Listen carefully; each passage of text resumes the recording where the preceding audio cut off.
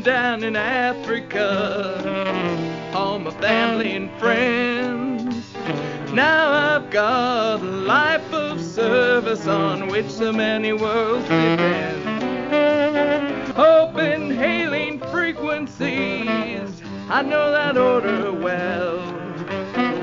Where my siren song will lead, time alone will tell. So very many voices resound both clear and strong.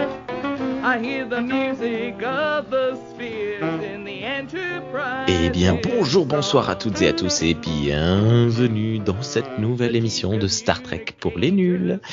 Et on la réentend ici. Salut Pauline, comment ça va ? Salut, ça va et toi ? Ça va super bien. Et ça me fait beaucoup de plaisir de te réentendre dans ces micros, toujours en compagnie de Thierry. Salut Dragor, comment vas-tu ? Salut. Des problèmes de PC, mais à part ça, ça va. Ben voilà, c'est l'émission de tous les problèmes. Ce soir, on devait enregistrer avec un logiciel qui ne voulait plus fonctionner à cause d'un abonnement. Du coup, on passe sur un autre logiciel, mais en fait, qui nous a fait une mise à jour. Moi, je suis complètement paumé sur Skype. Là, je ne comprends plus rien. Il y a des nouveaux... Bon, bref, il se passe plein de trucs très étranges. J'ai la machine à café qui se met en route derrière. Je ne sais pas si vous l'entendrez. Tout va bien. Oui. Mais bon, c'est pas grave parce qu'on on se rejoint tous les trois ce soir pour parler d'un épisode de Star Trek TNG particulièrement savoureux, particulièrement notable entre tous. Il s'agit de The Outcast. Ça y est, j'ai oublié le nom en français. Le paria. C'est Paria. Le paria. Non, Paria. Ah Paria, oui, paria. tout court. Paria tout court ou paria ? Non, je déconne. Ouais, non, Paria. Je l'ai regardé il y a, genre, j'ai de le regarder il y a 20 minutes, il y a 30 minutes et comme c'était sur Netflix, il affiche le titre en français. Et c'était Je paria. suis sûre que ouais, Paria. Ouais. Excellent, excellent, je donne mon avis avant tout le monde, hein. Excellent épisode que j'aime vraiment bien, qui est vraiment super bien et particulièrement notable. Il ressort souvent dans les épisodes, les meilleurs épisodes de TNG recueillis. Et ce qui s'est passé, c'est il y a quelques semaines maintenant, j'ai fait une vidéo sur TikTok où je parle de cet épisode. Et TikTok étant ce que c'est, on peut pas vraiment creuser le sujet et aller dans l'approfondissement. On peut survoler, lisser quelque chose, ce qui reste intéressant, hein, c'est le format, c'est comme ça, c'est le jeu. Mais je me suis dit, ce serait bien d'aller plus loin, de discuter un peu plus approfondi de cet épisode. Et ce soir, j'avais besoin quand même pour le faire de deux personnes un peu plus aptes, avec un peu plus d'épaule que moi pour le truc. D'autant que j'ai fait une énorme bêtise. Alors j'en ai parlé en enregistrement avec Pauline, mais pas avec toi Thierry. Donc ça va être une petite surprise. Je vais vraiment beaucoup m'appuyer sur vous deux parce que je suis un peu malade et j'ai pris des cachets, ça s'appelle du Humex, et la pharmacienne m'avait dit il faut les prendre avant d'aller au lit parce que ça va vous faire dormir. Et moi j'étais je suis un vrai mec, je vais prendre mes cachets et puis c'est bon. Et en fait je crois que je regrette amèrement mon choix, hein. J'ai pris du sirop et du cachet Humex et c'était à 18h et je suis en train de m'endormir mais de malade.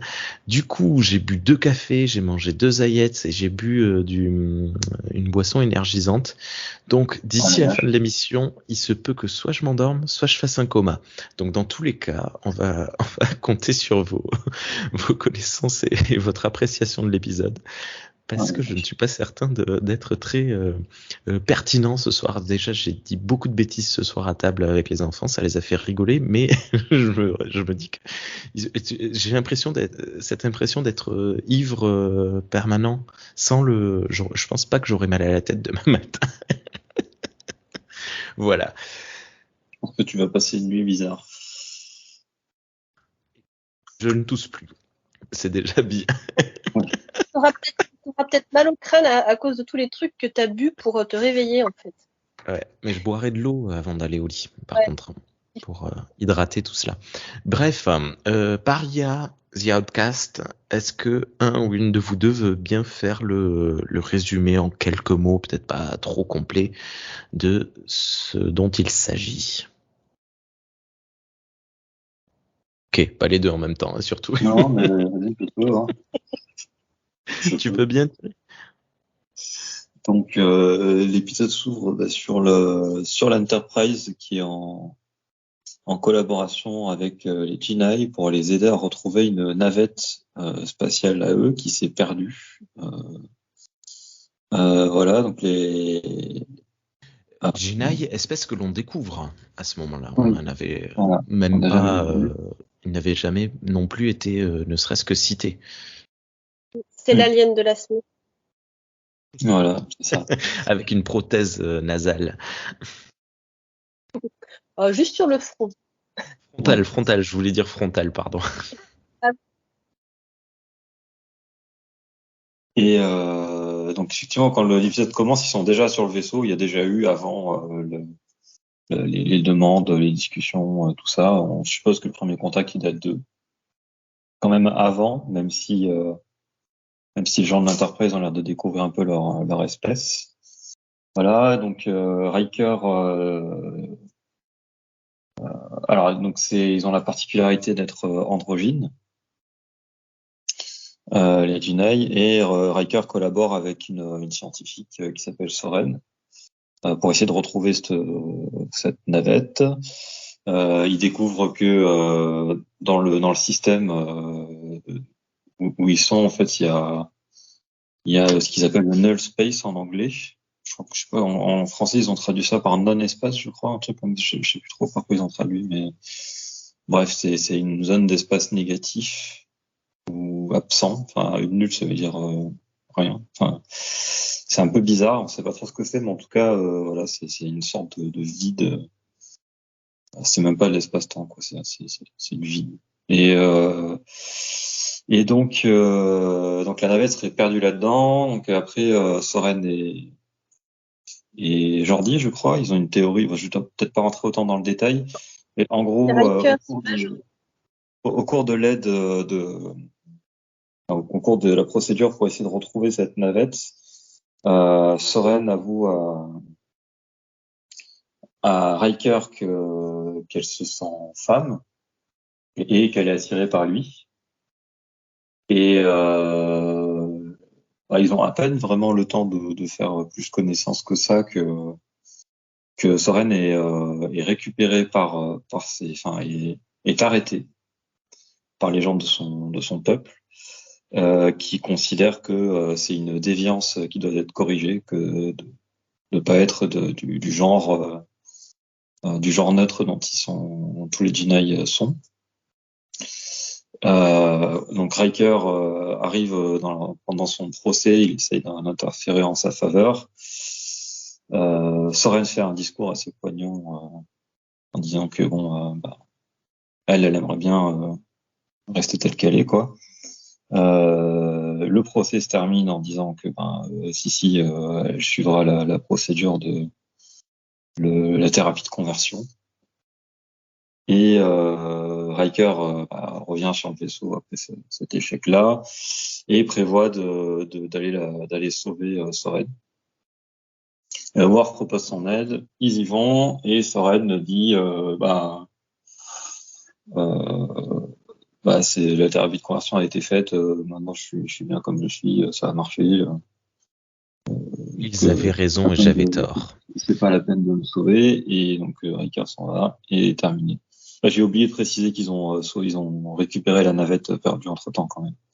Ouais, ils ont réussi leur mission tous les deux. Je dis qu'ils ont pas trop de temps de connaissance, mais ils ont quand même eu le temps de se rouler des pelles. Hein. Ils ont eu le temps de faire un non, mais c'est important. Puis Riker a le temps de tomber amoureux, ce qui fait ce qui motive quand même pas mal toutes ses actions après, quoi. Oui, voilà. Alors, dû au format épisodique et bloqué à 45 minutes, il fallait que la relation soit un peu boostée. Donc oui, il tombe particulièrement vite amoureux au point de mettre en comment on dit en géopardie, en péril sa carrière chez Starfleet et tout, tellement il est fou amoureux de cette personne, de cette Après, femme du coup. on comprend quand même que ça fait plusieurs jours qu'ils travaillent ensemble sur ce non-espace. Et que du coup, ils ont quand même instauré une petite. La relation commence pas au début de l'épisode, quoi. Ils ont Oui, tout déjà, à ça fait. fait quelques jours qu'ils travaillent ensemble et que du coup, ils ont eu le temps je pense, d'apprendre un peu à se connaître aussi. Oui, totalement. Les deux se parlent. On voit que les deux passent leur journée, la plupart de leur journée ensemble déjà sur plusieurs jours. Oui, et au début de l'épisode, on les voit surtout présenter faire leur petit PowerPoint devant les officiers de la planète de chacun pour présenter ce qu'est le non-espace. Donc du coup, tu dis que s'ils ont eu le temps de préparer un petit diaporama, c'est que ça fait déjà quand même plusieurs jours qu'ils travaillent dessus. Totalement. Déjà, un truc que j'ai trouvé intéressant, c'est que bon, l'épisode, je pense que ça va être le sujet d'une conversation dans quelques minutes, mais évidemment, l'épisode parle de transgenrisme et d'identité de genre, du moins, et de comment la société le perçoit. J'ai trouvé quand même un point assez intéressant, c'est que peut-être pour une fois ou pour la première fois, la seule fois, je sais pas. On parle pas d'une personne qui se sent neutre ou d'une personne qui se sent une femme qui se sent homme ou qui se découvre homme ou inversement, mais on parle d'une personne qui est censée être neutre mais qui se sent femme.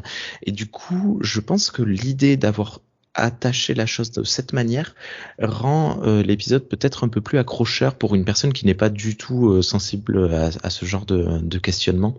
Et j'ai trouvé cette astuce assez bonne, d'autant que à la base, si je me souviens bien de l'astuce, l'actrice devait être, ça devait être un homme qui devait jouer ce rôle. Et j'ai trouvé intéressant le fait de ne pas faire en sorte que la personne soit neutre ou change de genre, mais devienne une femme, parce que ça peut permettre à l'Américain moyen qui regarde la série de mieux se projeter et de mieux comprendre le questionnement. Je ne sais pas si je suis clair, et vous allez voir, je vais avoir beaucoup de difficultés parce que c'est pas un sujet avec lequel je suis forcément hyper à l'aise, les notions de genrisme. Tu veux que j'essaye de résumer ce que tu as dit pour voir si j'ai bien compris? Ouais, parce que peut-être que le Humex aussi fait un peu trop effet. Hein. D'après ce que j'ai compris, ce que tu trouves intéressant, c'est que on n'est pas, que la société de base est à genre et que du coup s'identifie sur un genre sexué qui nous est connu de nous, donc le genre féminin, et que ça peut permettre aux gens un peu plus de se projeter parce que du coup la personne s'identifie à quelque chose qui est connu du public. Ouais, bien joué, voilà. Ouais, c'est ça. Alors du public non questionné, enfin, On est habitué aux questions de transidentité. Exactement. Okay. Là où 20 ans plus tard arrivera l'épisode Troisième sexe, je crois qu'il s'appelle, de Enterprise. Ou Troisième genre, je sais plus. Et comment? Cogenitor en anglais. Cogenitor. Là où arrivera l'épisode Cogenitor 20 ans plus tard, et où du coup on fait carrément un troisième genre, donc même plus un genre neutre, hein, un troisième genre. Et là, on a déjà été sensibilisé via TNG. La société a beaucoup plus évolué. On est au 21e siècle, hein, dans les années 2000, je sais plus quand exactement. Et donc, la question est plus facile peut-être à aborder. Donc ça, j'ai trouvé que c'était un point de vue assez intéressant. Là où on pourrait se dire, ouais, c'est dommage et tout, on avait une occasion super et tout. Et en fait, moi, je pense que c'était une bonne chose. Je sais pas si ça vous a marqué ou pas. En fait, l'épisode, la lecture qu'on a de l'épisode actuel, c'est-à-dire le rallier sur la question de la transidentité, enfin, il y a beaucoup de personnes qui ont cette lecture-là. Enfin, moi, j'ai croisé beaucoup de personnes qui l'avaient, mais en se renseignant un peu sur l'épisode, j'ai découvert qu'à la base, il comptait parler d'homosexualité et que du coup, ben, c'est totalement raté. C'est totalement raté, sauf à un tout petit moment de l'épisode, quand, enfin, où tu comprends un peu ce qu'ils ont essayé de faire. Quand Soren dit qu'elle est obligée de vivre cachée et que elle essaye du coup de rencontrer des gens, des personnes qui sont comme elle, donc qui s'identifient à un genre masculin ou féminin, mais toujours en ayant la peur d'être découverte. Je dis que oui, ça peut résonner comme, enfin, ça peut résonner sur beaucoup d'expériences de personnes gays qui ont toujours, essayent du coup de relationner avec des personnes ayant la même attirance sexuelle qu'eux, enfin qu'elle et de toujours craignant de tomber sur quelqu'un du coup qui n'est pas comme elle et du coup de se faire casser la gueule par des homophobes. Ah ouais, d'accord. Mais voilà, mais du coup, le but premier de l'épisode, c'était de parler d'homosexualité et c'était raté. Et c'était aussi pour ça que le fait est que c'était certains acteurs, dont Jonathan Frakes, voulaient que Soren avait demandé à ce que Soren soit joué par un acteur et pas par une actrice. Et je pense que c'était justement pour un peu plus résonner avec le thème voulu de l'épisode. Ça aurait peut-être un peu mieux marché, mais le fait que Soren soit joué par une actrice, et il y a aussi beaucoup la façon dont les explications sur c'est quoi votre société où il y a deux sexes, c'est quoi votre société où tout le monde, où votre société androgyne résonne beaucoup dans la relation femme-homme et c'est super hétérocentré. Et enfin voilà, je pense que le fait que Soren soit joué par une femme, ça a contribué pas mal au fait que, enfin, le thème premier de l'épisode a été manqué. Mais du coup, ça reste. Enfin, certes, ils ont peut-être raté ce qu'ils visaient de faire, mais c'est quand même une réussite, je trouve, non? Il y a pas. Ah oui, oui. Je veux dire, ils ont réussi malgré eux à faire un épisode qui résonne beaucoup sur les questions de transidentité et qui parle à quelques personnes trans quand elles en parlent de cet épisode-là, ça notamment le discours de Soren résonne beaucoup en elles. Et pour le coup, il est même particulièrement impactant parce que ça fait partie des rares épisodes dont je me souviens du premier visionnage. C'est-à-dire que je me souviens très bien, j'étais avec mon beau-frère, on regardait Star Trek un après-midi, alors je sais plus le jour, hein, on va peut-être pas pousser, mais je me souviens être sorti de cet épisode, l'avoir regardé et avoir dit mais attends, mais ils ont bien parlé de ce à quoi je pense là, et d'être allé sur les forums pour voir ce que je venais de voir et le comprendre parce que c'était pas évident. Et d'ailleurs, il y a quelques jours, quand j'ai fait ma vidéo sur TikTok, il y a une personne, je crois que c'est Catel, qui dit sur le Discord de Star Trek pour les nuls, que vous pouvez rejoindre en cliquant sur le lien dans la description. Qui disait quelque chose comme c'est le seul épisode de la série que je n'ai pas réussi à noter sur Sens Critique. Preuve d'à quel point il est particulièrement bouleversant, je pense. Okay. Pour rebondir sur ce que Pauline a dit, j'avais pris des notes sur des choses qu'ont dit les acteurs, etc. Donc en fait, c'était pas prévu que Soren soit joué par un homme, c'est Jonathan Frakes qui voulait que Soren soit joué par un homme. J'ai une citation de lui que j'ai traduite. Il a dit « Je n'ai pas trouvé qu'ils avaient assez de courage pour aller là où ils auraient dû. Soren aurait dû être plus manifestement masculin.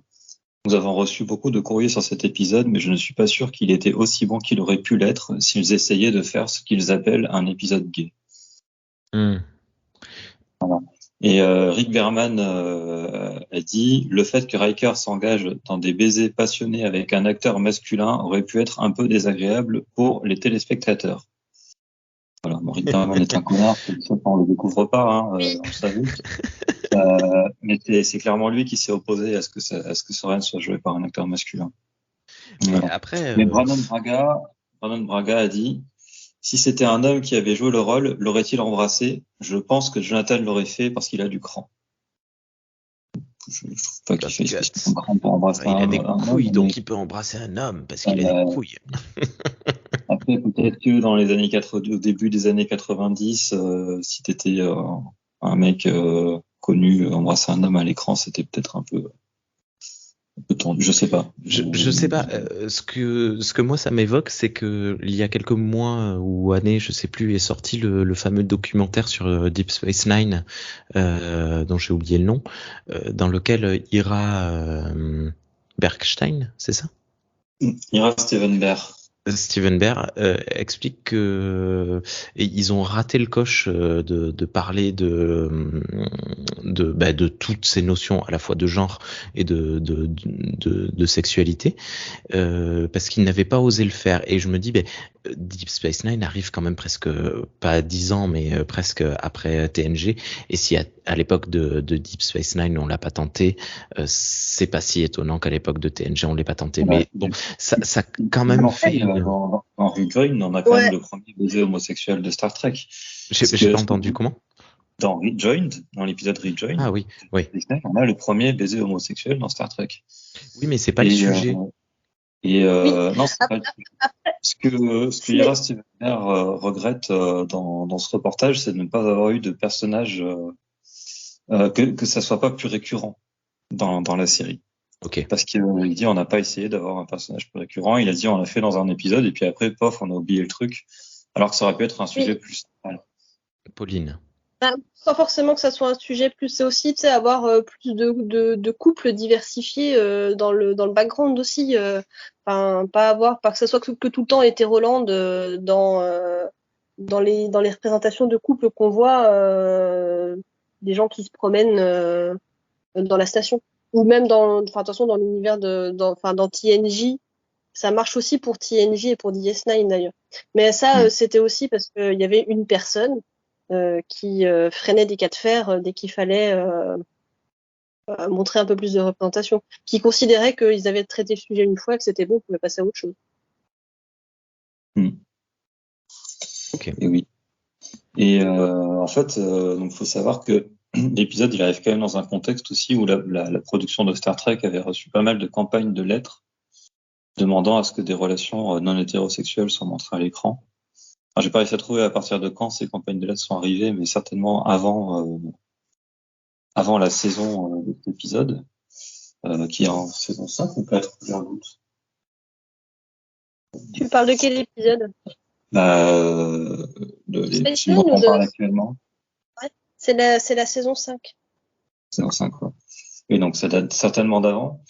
Et en fait, Roddenberry, à propos de ça, lui, il avait proposé de montrer des hommes se tenir la main dans le fond, dans quelques épisodes. Et donc, en fait, c'est un peu ce que tu disais, Pauline. C'est pour ça que je pense à ça. Et c'est Michael Pillar et Rick Berman qui pensaient que c'était pas la bonne manière de traiter le sujet. Bon, ils ont fait ça pendant 5 saisons. Enfin, 4 et demi. Ils ont fait ça, on va dire, pendant toute parce que pour eux, c'était genre, on l'a montré une fois, c'est bon, on n'a pas besoin de le remontrer autrement, quoi. Ils se sont dit, c'est bon, on a traité du sujet gay, on peut passer à autre chose, quoi. Alors que beaucoup d'auteurs et d'autrices, il y avait au moins un. Puis Roddenberry aussi qui voulait avoir un peu plus de diversité dans les représentations de couple. Oui. Et voilà. Ok. Oui, carrément. Et en fait, c'est pas étonnant aussi que les fans de Star Trek étaient demandeurs de ça, parce qu'en fait, dans les années 70, ça a été l'essor du Kirk/Spock. Donc il y a un grand pan des fans de Star Trek qui étaient très intéressés par des histoires de relations homosexuelles en fait, et qui ont fait des tonnes de fanzines, etc. Et pendant toute la période où il y a rien eu de production Star Trek entre la fin de la série animée en 72-73, je sais plus, et le film et les films. Star Trek, ça se diffusait surtout par les fanfictions et les fanzines il y avait beaucoup de présence de ça, quoi, de l'homosexualité dans Star Trek, parce que c'était un thème qui avait parlé à l'époque par rapport aux relations entre les personnages de la série originale. Mais c'est quand même assez. Donc il y avait une attente vraiment là-dessus. Excusez-moi. C'est quand même assez surprenant quand même de la part de Star Trek. Enfin, s'il y a une série qui devrait être à l'aise avec ces questionnements-là, c'est Star Trek. Et pourtant, on l'a bien vu encore. Aujourd'hui, ça va mieux avec Discovery. Il y a pas de souci là-dessus. Mais on l'a vu encore récemment avec l'arrivée du film dont j'ai oublié le nom, Beyond. La notion d'homosexualité, c'est très complexe. Quand tu les vois, les deux, tu te dis, mais pourquoi ils osent pas y aller? Et puis, c'est bon, on le fait, et puis on passe à autre chose. Et c'est ce qui s'est passé avec Discovery. Tu sais pourquoi c'est comme ça? C'est parce que Star Trek, dans les producteurs, dans les réalisateurs, il y a surtout beaucoup d'hommes hétéros. Et que du coup, ils songent pas forcément à parler de choses qui ne les concerne pas directement, mais ok. C'est tout. Je pense qu'ils ont, malgré les demandes qu'il y a eu et surtout même les demandes qu'il y a eu parmi les auteurs de script, les personnes qui décidaient à la fin avaient assez de pouvoir et étaient formées assez dans le moule du mec hétéro qui veut pas parler de ça en fait, ou qui veut pas en parler de manière de manière continue. On traite le sujet une fois, puis c'est bon, quoi. Après, bon, pour le coup, vu que je suis parti sur Discovery, il a été reproché à Discovery de ne pas en faire un sujet carrément de cette relation que j'ai entre Culbert et je ne sais plus comment. Ça va pas ce soir, je suis désolé. Entre les deux personnages homosexuels de la première saison, pour le coup, c'était un non-sujet. On les présentait, ce qui est quelque part très positif, le fait de les avoir à l'écran, de les voir en couple en tant que tel. Mais le fait que ça ne soit pas un sujet, du coup, fait qu'on ne parle pas de la chose quand même. C'est un peu étrange. Mais d'un côté, on n'a peut-être pas envie de pointer du doigt qu'ils sont homosexuels parce que ça ne devrait pas être un sujet. Est-ce que ça doit être un sujet? Est-ce que ça ne doit pas être un sujet? Ah, c'est marrant ça. Le problème, c'est que on n'a pas de problème à avoir des relations hétéros qui sont parfois, après dans Star Trek, dans Star Trek, qui sont au cœur de certaines intrigues, parce que ça nous semble, on va pas le pointer du doigt en disant ouais, c'est pas normal qu'il là il y ait de la romance, genre personne va dire oh là là ils en font des caisses avec Worf et Jadzia, c'est genre pas besoin de voir parce que c'est quelque chose qu'on voit, qu'on est habitué à voir. Et si ça avait été fait, si la relation de ces Stamets et comme j'ai pas regardé Discovery, je sais merci. plus c'est quoi le nom. Et Culbert. Et que si il y avait eu des épisodes, des petits bouts d'intrigue centrés sur leur relation, je pense que ça aurait été, déjà ça a été haro chez les réacs pour dire oh là là, on n'a pas besoin de voir ça. Là ils auraient dit oui, Star Trek. Non mais n'importe quoi. Star Trek, ça devient des épisodes mélodramatiques, on parle d'histoire de cœur, alors que normalement, avant, ça le faisait pas. C'est pas une position facile, en fait. Ouais, c'est vrai.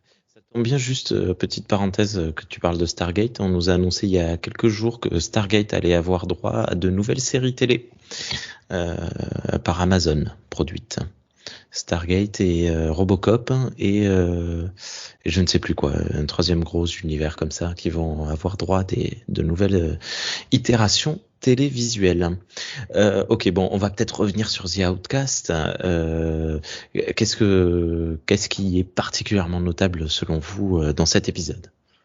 Du coup, juste pour appuyer ce que disait Pauline sur le fait que l'épisode devait être un épisode sur l'homosexualité au départ. Donc l'intention était comme ça. Je vais citer une réplique que j'ai notée de Jerry Taylor, qui est la scénariste, et qui s'est portée volontaire pour scénariser l'épisode. Elle a dit: je ne suis pas homosexuelle, mais en tant que femme, je me considère comme faisant partie d'une minorité particulière. Je sais ce que l'on ressent lorsqu'on est privé de ses droits, pas de cette manière précise, et j'ai eu l'impression d'avoir une base de référence pour certains des sentiments que cela doit impliquer. Voilà. Donc effectivement, ça confirme, hein, avec notamment aussi la citation de Jonathan Frakes que j'ai donnée, que voilà ce que disait Pauline, quoi, c'est que c'était un épisode qui était censé parler d'homosexualité au départ. Et je pense qu'il y a deux choses qui sont passées. Déjà, je pense que Rick Berman ne voulait pas montrer d'homosexualité directement, donc il fallait trouver une astuce. Et d'autre part, je pense que Jerry Taylor, justement, elle s'est surtout focalisée sur le fait de sortir des normes de sexualité et de genre, en fait sortir des normes tout court finalement d'à quoi doit ressembler une personne dans une société donnée, et qu'est-ce que ça fait quand on essaie de forcer les gens à ressembler à cette idée beaucoup trop précise, quoi. Il y a aussi le fait est que, comme c'est une transposition dans un peuple alien, du coup, il y a aussi plus de chances que le message puisse être un peu, pas compris comme il l'est à l'origine. Réinterpréter. Oui, c'est ça. Si tu parles d'un peu, tu veux faire un épisode qui parle d'homosexualité, mais tu ne cites pas clairement de relations homosexuelles. Et en plus, tu transposes ça dans un peuple alien qui est différent des humains. Donc forcément, ça apporte il y a plus de chances pour que le message, on va dire, il y a trop d'intermédiaires. Du coup, il y a plus de chances que le message soit compris différemment. Un peu comme le nouveau film Dune de Denis Villeneuve, qui ne prononce pas une seule fois le mot guerre sainte ni djihad, qui est le mot le plus prononcé du bouquin de base, et du coup on passe à côté de peut-être pas de son propos, mais de son univers dans son entièreté. Ok. Oui, alors du coup j'ai cherché aussi sur internet, j'ai essayé de trouver des gens qui avaient mal interprété l'épisode, et j'en ai pas trop trouvé. Il est quand même in your face, hein. Enfin, du coup, il est in your face dans le. Oui, c'est vrai. Il est orienté. C'est pas un sniper, c'est pas un fusil de précision, mais c'est un fusil à pompe, tu vois. Il part un peu. C'est quand même assez, c'est quand même assez explicite, mais voilà, il y aurait pu y avoir des mauvaises interprétations. Et je vais dire un truc, je sais plus. Oui, pour revenir après, le truc c'est que, alors ce qui est intéressant du coup, c'est que en voulant prendre un point de vue un peu décalé sur la question, c'est de sortir un peu de juste le truc frontal.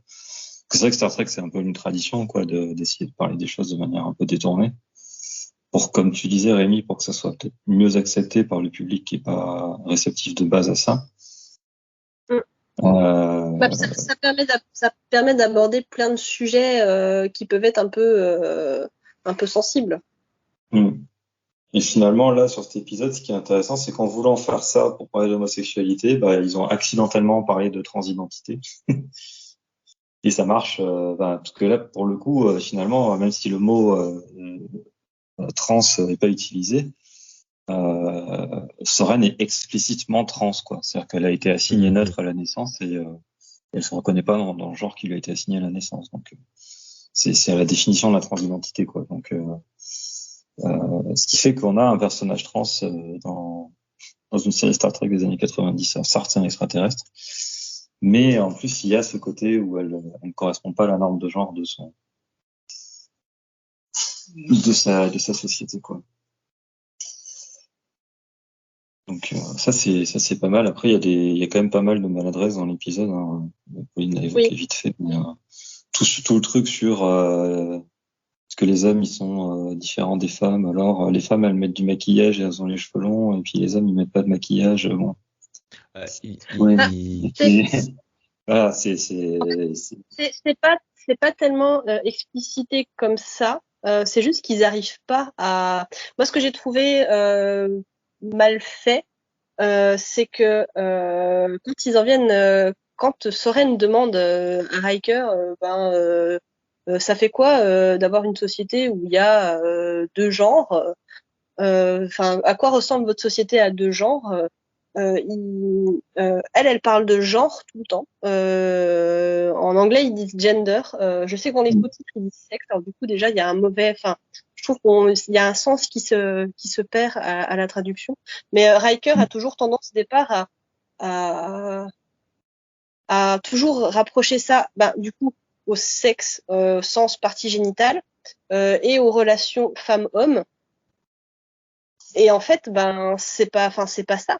C'est vrai. Et on passe à côté. Enfin, le fait d'avoir deux genres dans une société, c'est pas. Enfin, je trouve que c'est hyper limitant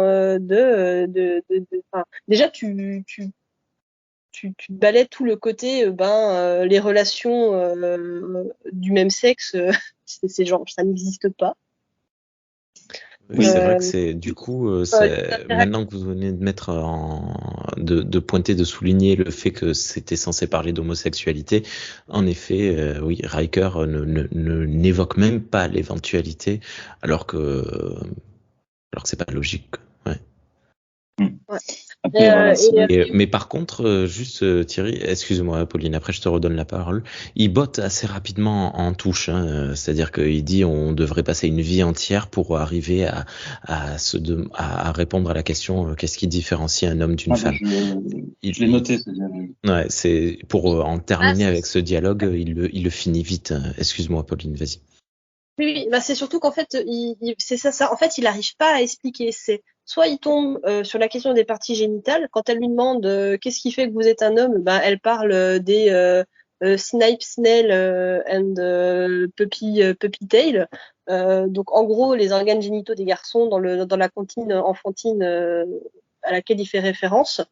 Donc c'est soit il parle d'organes génitaux, soit il parle de pseudo-différences entre femmes et hommes, mais qu'ils arrivent jamais vraiment à bien définir parce que comme c'est une construction comme c'est une construction sociale qui des fois varie, voilà, enfin ça n'a pas tellement de sens. Après, le truc, c'est que l'épisode, il mélange aussi complètement sexe, genre et orientation sexuelle, d'ailleurs, le tout. C'est un package. Mais après, c'est aussi lié au fait que dans l'épisode, les Chennai, ils ne sont pas seulement un genre, mais sont aussi androgynes. Donc, il y a qu'un seul sexe dans leur monde. Donc, ils parlent de différences physiques, biologiques entre les hommes et les femmes. Ça a quand même du sens en termes de par rapport au lore quoi de leur peuple. Et en fait, dans le dialogue, alors j'ai pas noté le début du dialogue, mais c'est vrai que donc Riker il dit les hommes sont en moyenne plus forts, plus grands, machin. Et après donc quand elle pose la question sur le reste, donc je vais citer le dialogue en anglais et le dialogue tel qu'il a été traduit en français en VF. J'ai transcrit le truc. Donc en anglais elle dit What about feelings or emotional attitudes? Are they different? Et Riker répond Most people think so, but that kind of question will take a lifetime to answer. Et dans le doublage en français, elle demande et sur le plan affectif, est-ce que les hommes réagissent aussi de façon différente? Et Riker répond c'est ce que pensent beaucoup de gens, mais il faudrait une vie entière pour répondre à cette question. Déjà, je trouve qu'en anglais, la question est un peu plus large, la question de Soren, parce qu'elle parle des émotions et des attitudes émotionnelles. Et en VF, c'est sur le plan affectif uniquement. Donc ça enlève un peu une nuance. Et après, ça pose un autre problème, c'est qu'effectivement, on pourrait espérer que au XXIe siècle, les gens se soient un peu renseignés sur la sociologie sérieuse et sur la neurobiologie sérieuse aussi, parce que les études sérieuses elles montrent que finalement la différence, s'il y en a pas, ou alors elles sont tellement faibles qu'elles sont négligeables. Et bah apparemment non, il y a toujours une majorité de gens au XXIVe siècle, dans cette période éclairée, etc., qui pensent que oui, il y a des différences fondamentales dans les émotions et les attitudes des hommes et des femmes. Alors c'est les années 90, donc je remets l'épisode dans son contexte, voilà. Mais c'est Et vrai dans que quand on notre voit aujourd'hui, contexte à nous aussi, on est en 2023. ça a quand même pas mal vieilli à ce niveau-là, quoi. Ouais, mais je pense qu'ils ont juste loupé un petit coche. C'est que Riker aurait pu dire que la différence entre individus balaye le fait est que est plus importante que la différence entre les différents sexes, entre les deux sexes. On peut pas avoir juste deux catégories Enfin voilà, à chaque fois qu'ils font des descriptions, ils ont trop tendance à vouloir mettre tout le monde dans le même panier et en loupant le fait d'être précisé que de toute façon chaque individu est particulier et que c'est ça aussi qui fait que c'est pas forcément facile de dire de définir ce qu'est une femme et un homme. Ce qui est marrant, c'est que ça ils y ont pensé toujours dans cette même scène d'ailleurs. Quand Soren demande, alors ça je l'ai pas noté par contre, quand Soren demande à Riker ce que les hommes aiment chez les femmes, en général, là par contre il répond que ça dépend des gens, il donne quelques exemples. Oui. Et c'est marrant que là ils y ont pensé pour ça, mais pas pour l'autre question. Oui, en fait dans ce dialogue-là, elle lui demande d'abord ce que lui aime chez aime chez une femme. Et du coup, Riker sa femme idéale, et après elle demande est-ce que tous les hommes aiment ce type de femme, et lui dit non, il y en a qui les aiment douces et soumises. Voilà, après il dit certains apportent beaucoup de questions sur le corps, d'autres plus sur l'esprit, etc. Ouais. Ouais, c'est ça. D'ailleurs, c'est un truc que j'ai trouvé. Alors, pour revenir quand même sur la ligne dont je parlais, ce qui est quand même pas mal pour les années 90, c'est qu'il est prudent, quoi. Il dit pas oui, quand sur la différence homme-femme au niveau émotionnel, tout ça, il dit la plupart des gens pensent que oui, mais voilà, on sait pas trop, quoi, en gros. J'ai trouvé ça, je salue quand même cette prudence-là, voilà. Même si c'est pas idéal, c'est voilà. Et du coup, par rapport à ce que tu disais, Pauline, j'ai bien aimé le fait que la description de la femme idéale de Riker, ça soit une description purement en termes de personnalité et pas du tout en termes de physique. Oui. Ce qui est malheureusement un peu rare. Des discussions que j'ai entendues au cours de ma vie, d'hommes qui parlaient entre eux de leur femme idéale, c'était souvent très physique et pas très au niveau de la personnalité, quoi. Ça colle totalement avec le personnage de Riker aussi de réagir, de faire cette description-là. Et voilà. Ok. Sauf si vous avez d'autres choses à dire sur cette discussion en particulier ou de manière générale sur la notion de genre dans cet épisode, je voudrais bien qu'on parle de la thérapie de conversion qui est présentée à la fin. Je pense qu'on a des trucs à dire encore. Ouais. Il y a notamment la scène de... Où est-ce que je l'ai noté, ça? Il y a la scène de coming out de Soren. Je retrouve plus dans mes notes. Mais en gros, il y a... alors déjà, on va pas en parler de ça. Donc il y a Riker qui est là. Je sais pas quoi utiliser comme pronom pour désigner les Jedi.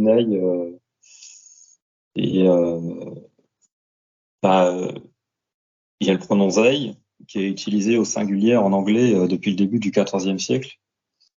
Donc c'est une série américaine, je sais pas, ils connaissent l'anglais a priori, j'espère pour eux. Donc ils pouvaient utiliser ça. Et ils n'y ont pas pensé, je veux dire, même pour les années 90, je trouve que c'est quand même c'est super. rapide, quoi.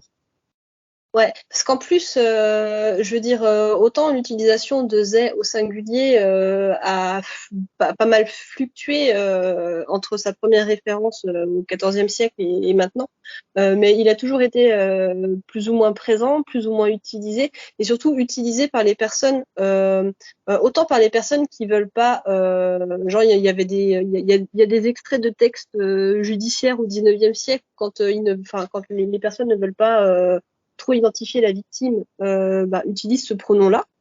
Mais il y a aussi des personnes qui cherchent, qui volontairement du coup ne veulent pas, soit parce qu'elles sont non binaires, ou soit parce que par respect, genre tant que tu connais pas les pronoms de la personne, tu utilises un pronom neutre. Ça a toujours quand même été, il y a eu quelques débats un peu, mais il a quand même été beaucoup régulièrement utilisé. C'est vrai qu'il est de plus en plus utilisé maintenant dans ce cadre-là, mais moi j'ai trouvé un article attendez, je vais retrouver le nom, de l'Oxford English Dictionary, qui parle de l'histoire de they, qui date de 95. 95 Donc, quoi 1995 1995. Pardon, ok. Donc, c'était quand même, c'était pas quelque chose qui, on va dire, c'est pas comme en français le pronom liel qui a été inventé on va dire plus récemment et arrivé on va dire d'un coup. Là c'est quand même quelque chose qui a été diffusé infusé depuis presque c'est quoi 600 700 ans. S'il y avait des personnes qui étaient contre et qu'il y a eu des personnes qui ont tenté on va dire de réguler son utilisation, ça a pas tellement marché sur la façon dont les gens l'utilisaient, même si je pense qu'il y avait des sphères où c'était plus utilisé que dans d'autres. Enfin, oui, là, franchement, ils ont loupé le coche, hein. Surtout d'autant plus que Et pour à le la 24 fois, mai, ouais, vas-y, fini, t'es pardon. censé quand même savoir utiliser, quand tu sais pas, tu utilises ce pronom-là. Et surtout, pourquoi le traducteur universel ne le trouve pas? Là, cette question n'a aucun sens à ce niveau-là. Que Riker ne le sache pas, que le traducteur universel ne l'ait pas traduit tout seul, et que Soren ne trouve pas de traduction, elle, de ce qu'elle connaît de la langue de Riker. Ça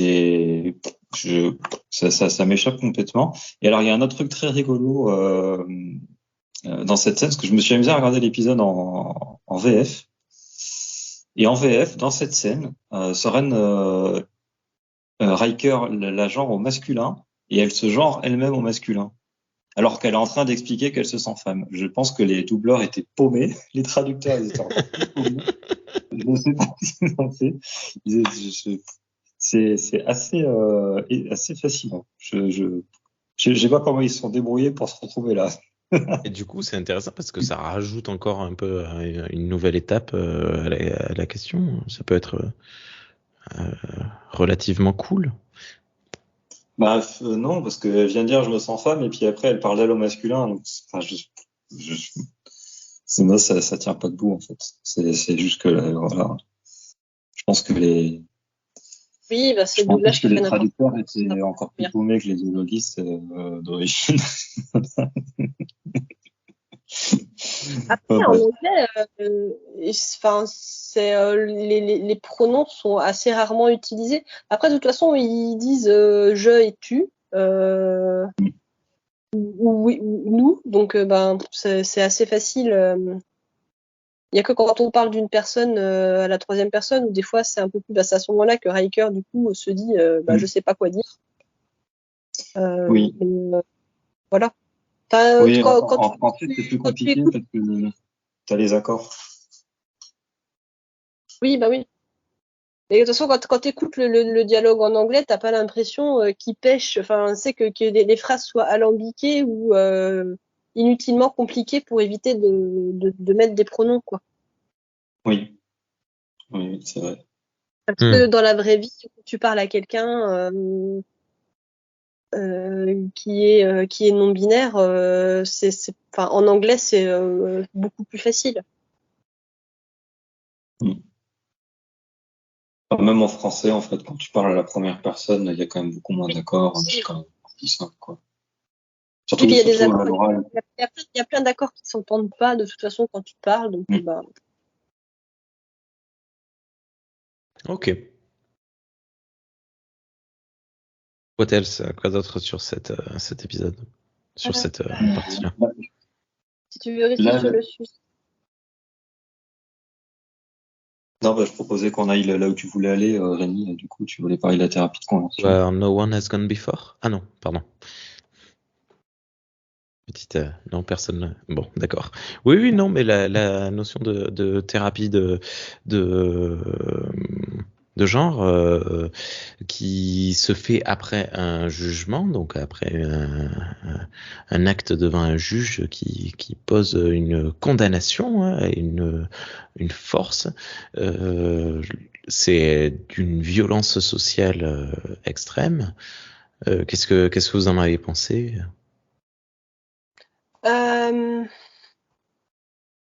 Bah, moi, j'ai trouvé comment ils prennent toujours soin de les G-Night prennent toujours soin de parler de maladies et de remèdes. Enfin voilà, leur langage autour de la question est quand même bien policé sur leur façon de penser. Par contre, moi, il y a un truc qui m'a un peu j'ai trouvé que les gens de la fédération, à part Riker qui est émotionnellement concerné parce que ben c'est la femme qu'il aime qui va se faire, qui va aller en thérapie de conversion. Je trouvais que tout le monde, enfin tout le reste de la fédération, enfin tout le reste du vaisseau, genre quand il en parle à Picard et tout, ont pas l'air plus choqués que ça. Ouais, c'est marrant, ils s'en foutent, hein.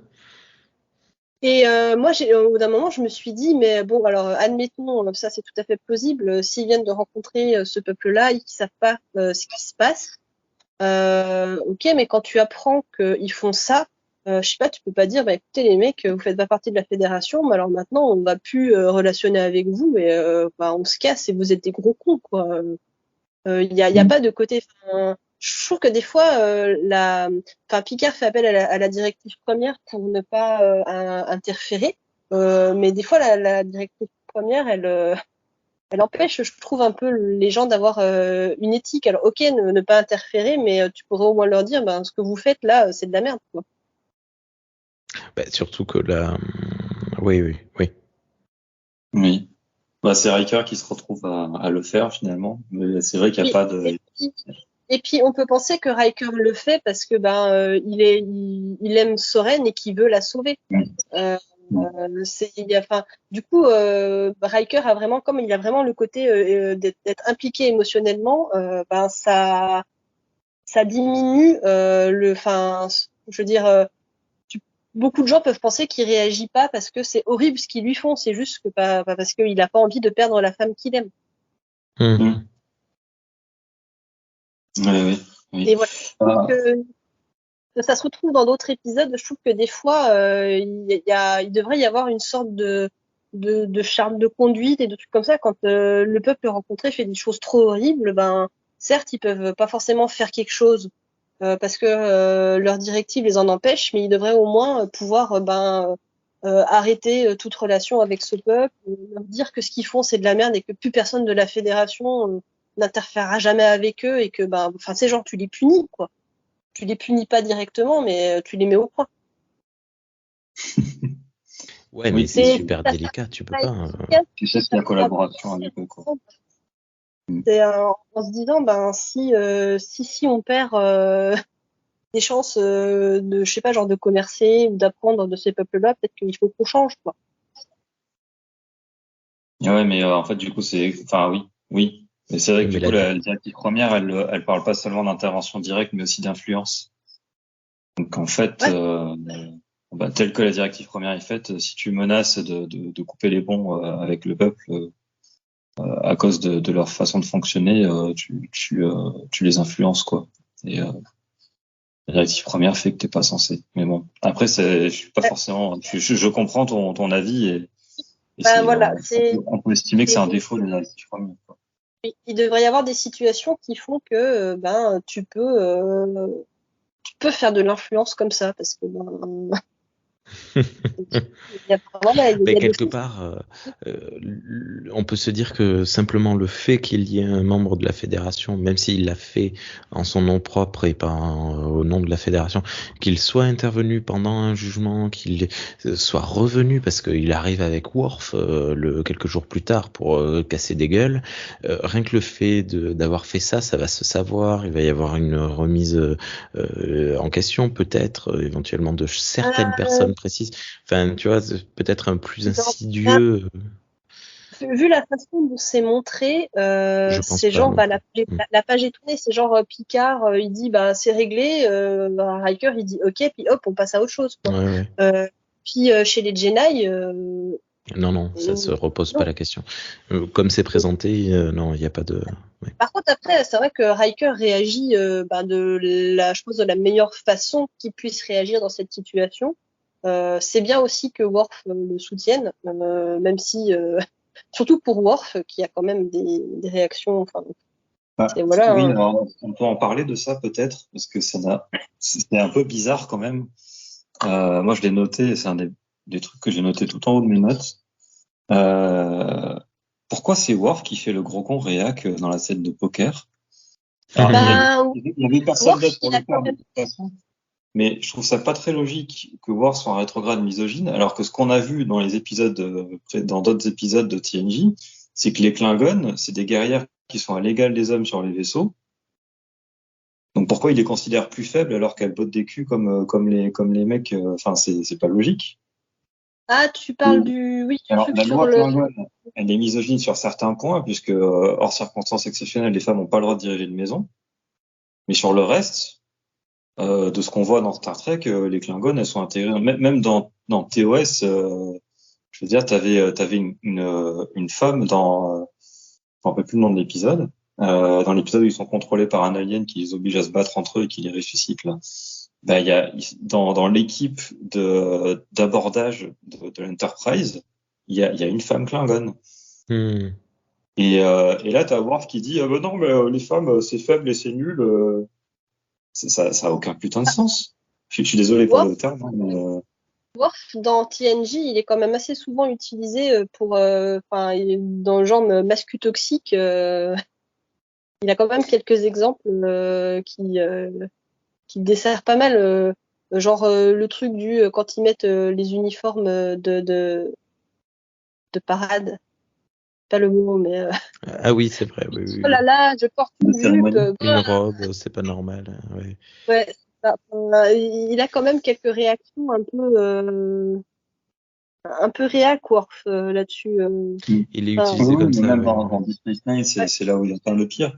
Mais il y a des sujets où je trouve que bon, ça colle à peu près, mais sur ce sujet précis, je trouve que ça marche Après, pas. bon, d'un point de vue de la production, il fallait peut-être une personne pour poser cette question. Et à part Worf, tu vois pas Troy faire ça, tu vois pas Crusher faire ça. Data, à la limite, il peut poser des questions, mais pas. Comment? Il y avait aucun personnage qui pouvait faire ce genre de dialogue. Il aurait fallu qu'ils aient un autre alien, je sais pas, ou un Ferengi, ou sur le vaisseau, qui soit invité pour une autre raison. Enfin, voilà. Mais c'est vrai que là, utiliser un des personnages du cast, ça pouvait pas. Enfin, forcément, ça aurait pas marché dans tous les cas. C'est sûr. Je vous rejoins là-dessus. Ça allait dire un truc. Après, Worf, sa réaction, c'est de dire que c'est pas naturel, parce que je veux dire, il peut avoir la réaction logique d'une personne n'ayant jamais été confrontée à un peuple androgyne. Oui, alors, mais c'est pas là-dessus, moi, que je peux trouver le problème. C'est quand il dit que les femmes sont faibles. Oui, quand il parle de la règle du poker que Diana met en place. Ouais, ça, oui, par contre, c'est pas logique. La règle, pour expliquer vite fait, quand il joue au poker, elle dit c'est la règle du jour de la fédération 2161. Donc les As, les 2 et les 6 sont des cartes joker. Et du coup, d'ailleurs, c'est grâce à ça. il y a beaucoup de Worf dit, oh là là, il y a beaucoup avec beaucoup de cartes joker, c'est un jeu de femmes parce que c'est un jeu de faibles qui a besoin de beaucoup plus de cartes joker pour gagner. Voilà. Et d'ailleurs, c'est grâce à cette scène qu'on a la date de la fondation de la Fédération des Planètes Unies. Ah, excellent. C'est la première fois qu'elle est Après, mentionnée. toutes les autres personnes autour de la table réagissent de façon en mode gros silence gêné, genre pourquoi Worf tu penses ça gros silence gêné. Enfin voilà, on lui met un peu, enfin, on lui met pas le nez directement dans son caca, mais Ouais. Ah bah, on le fait. un peu quand même. Hein. On le met pas à l'aise. Bah, c'est pas directement parce qu'on le dit pas, bah Worf t'as dit de la merde quoi, mais Oui. c'est on le laisse se dépêtrer dans ses conneries quoi. Mais il y bah, a à d'une nouveau façon, cette relation entre Troy et Crusher qui me fait toujours marrer. À chaque fois, elles se regardent en coin jusqu'au film Insurrection où elles le referont encore. Elles se regardent en coin, l'air de dire toutes les deux, putain, mais ces mecs, ils sont complètement cons. Hein. Ça me fait toujours marrer, ça. Toutes les deux, elles sont... Un peu de sororité discrète. Ouais. Et oui, donc Worf, effectivement, il dit qu'il trouve qu'une relation entre un humain et un Jedi, un humain et un Jedi, ça lui plaît pas. Quand elle lui demande pourquoi, il change de sujet. Oui. Et mais... après, alors, par contre, alors, le revirement de Worf, genre que du coup, bah, il était parti là-dessus, puis là, il va aider un humain à garder sa relation avec un Jedi en risquant son poste, hein, d'officier de Starfleet. Enfin, je pense qu'ils risquent quand même la cour martiale hein, en faisant ce qu'ils font pour moi. C'est pas évoqué comme ça, mais en tout cas, voilà, ils risquent au moins leur poste et leur grade. Et bah là, il le fait en disant bah c'était un ami, donc voilà, je le fais. Et ce revirement, il peut paraître un peu bizarre, mais en même temps, on n'a pas revu Worf. Il y a quand même un bon moment qui se passe hors écran, on sait pas ce que fait Worf. Mais on peut imaginer qu'il a eu des discussions avec les membres d'équipage, vu qu'en plus la discussion avait démarré pendant la scène de poker, et que peut-être quelqu'un l'a fait changer d'avis, qu'il a eu le temps de réfléchir et qu'il s'est dit bah finalement, voilà, qu'il ait vu ça sous un autre angle, quoi. Ça peut donner finalement cette idée qu'il a. Peut-être qu'il s'est dit aussi que c'était plus important d'aider son ami plutôt que de rester campé sur ses positions réac. Et ouais. Et puis, à nouveau, d'un point de vue de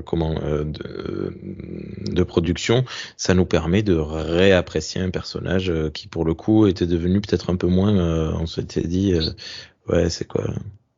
Il se rattrape, ça le rattrape pas mal sur l'épisode Worf. Voilà. C'est vrai.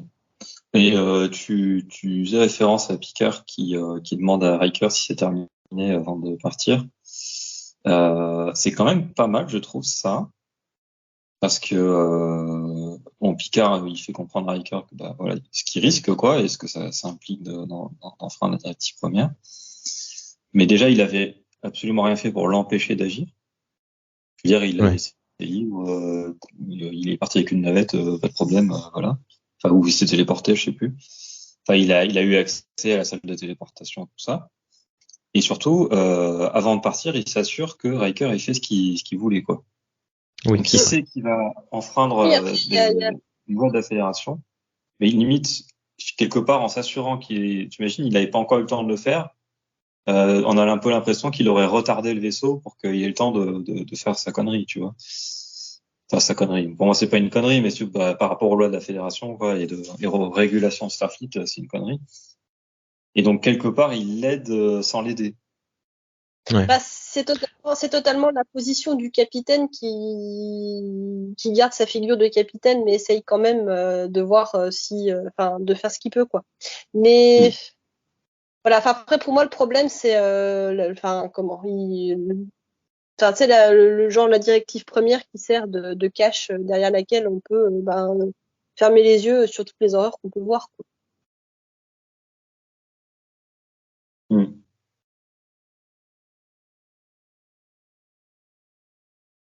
Mais quelque part, si la fédération commence à s'occuper de ça, elle va pas du tout avancer sur d'autres points ailleurs. Tu vois, ça prendrait une énergie folle parce que là, on parle de transformer une société dans son entièreté parce que c'est pas juste une question de qui veut ou peut faire quoi. Ça remet en question toute la société dans son entièreté et c'est compliqué de faire comprendre ce genre de choses, d'influencer. Je leur demande pas de agir directement, mais du coup de vouloir ne pas être en contact avec des gens qui agissent contre leur éthique, tout simplement. Après, Ouais. ils peuvent se concentrer sur les autres trucs sans souci, hein, mais c'est voilà, parce que ça ouvre la porte à pas mal de déviance, du coup, je trouve. Ouais, d'accord. On leur demande pas d'essayer de faire changer les Jedi. Enfin, si, idéalement si, mais enfin, je comprends que ça soit, enfin, tu gères pas une fédération comme ça, mais du coup, tu peux refuser tout contact avec des populations qui font des choses que tu juges trop horribles. Ouais, c'est vrai. Oui, une forme de Il y boycott. a pas d'exemple, ça c'est pas fait à des moments dans Star Trek? Dans Enterprise, non, ils le font pas. Comment? Non, mais même dans TNG, peut-être. Je me demande si ça arrive pas à un moment donné ou à un autre. Un truc comme ça. On fera des recherches pour la prochaine J'ai pas émission. d'épisode en tête, mais ouais. Bah, je trouve que des fois, ils ont leur, enfin, tu sais, leurs règles d'éthique qui varient beaucoup selon la situation. Et je trouve que des fois, ils passent des choses qui devraient pas être passées, quoi, sur certains sujets. Genre l'épisode de la The Perfect Mate. Enfin, ils trimballent une esclave sexuelle dans leur vaisseau, quoi, pour aller la filer à un chef d'une planète sous prétexte d'amener la paix, quoi. Oui, ça lui choque pas plus que ça. Et c'est bon, il fait un genre un peu oui, bah enfin oui, enfin voilà, il est même pas non, il n'est même pas choqué par ce qui se passe, quoi. Il faut qu'il y ait Crusher qui vienne lui dire ouais, enfin bon, elle est enfermée dans sa cabine, elle peut voir personne. Puis personne ne pointe du doigt le fait est que ben elle est offerte à un homme pour correspondre à tous ses désirs, pour amener la paix. Enfin, pour moi, c'est une esclave sexuelle, hein, mais c'est un raccourci, mais il est là, quoi.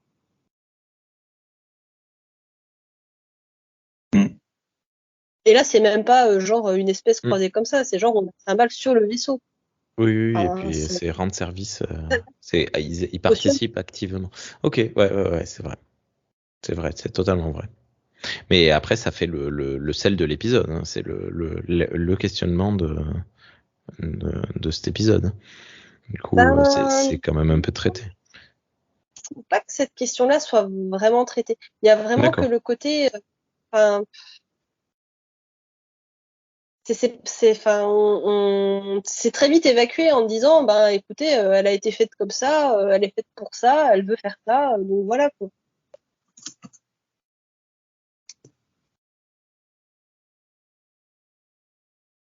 En plus, c'est même pas le sujet du dilemme de l'épisode, quoi. Le dilemme de l'épisode, c'est Picard qui dit, est-ce que je la garde pour moi ou est-ce que je la refile? Ah, mais c'est l'épisode avec Famke Janssen. Ouais, tu sais, c'est celui où. Ok, ça me revient. Oui, d'accord. Ok. C'est beaucoup plus concentré sur le fait que Picard, il est tout triste parce qu'il perd sa femme. Oui, parce qu'il est amoureux, mais au nom de la plus grande cause, est-ce qu'il doit la laisser partir? Ok. Bon, on va peut-être se recentrer. Ouais. Pense pas à elle qui du coup est condamnée avec un homme qui en plus elle ne va pas aimer puisque du coup elle s'est matchée avec Picard et que du coup elle va tout faire pour lui faire plaisir. Enfin, c'est horrible ce qui lui arrive. Mais pendant les scènes on fait que des gros plans sur Picard triste. Et d'ailleurs ça c'est un personnage qu'ils auraient pu faire revenir dans cette série Picard là qui est tellement nostalgique. Il aurait fait venir en mode Picard, tu m'as laissé tomber pour un gros. Et en plus, je suis toujours amoureuse de toi. C'était très de la tête dans la quand saison. même. Je trouve que c'est la grande méchante de la saison 3 de Picard qui commandait les bornes. de jalousie et de colère. Ok. Alors moi du coup je voulais parler du traitement de la question de la thérapie de conversion assez directement, mais vous avez dévié le sujet et c'était très bien. Il n'y a pas de problème. Oui, dis-moi Thierry. Ça c'est en rapport avec la thérapie de conversion. Soren dit très vite à Riker ce qu'elle risque en se révélant à lui. Du coup, ce que les gens, ce que son peuple peut lui faire si elle est découverte. Et du coup, je trouve ça un petit peu irresponsable que Riker choisisse d'aller lui rouler des pelles dans le jardin sur sa planète à elle. Sachant que c'est elle qui fait face, c'est elle qui fait face aux conséquences les plus graves de ses actions, même si elle choisit de faire et qu'elle choisit de les assumer. Riker aurait pu je sais pas, au moins l'emmener sur le vaisseau pour aller se rouler des pelles. Après, je pense que ça aurait été c'est toujours elle quand même. Qui la drague ouvertement, c'était elle qui lui dit qu'elle le trouve attirant dès le départ, mais je trouve que il aurait quand même pu peser un peu plus les conséquences de ses actes. C'est vrai. Oui. Mais après, justement, je suis d'accord avec toi. Je trouve qu'il se rattrape, en fait, en s'accusant lui-même de harcèlement sexuel pour dire c'est ma faute, il est pour rien, quoi.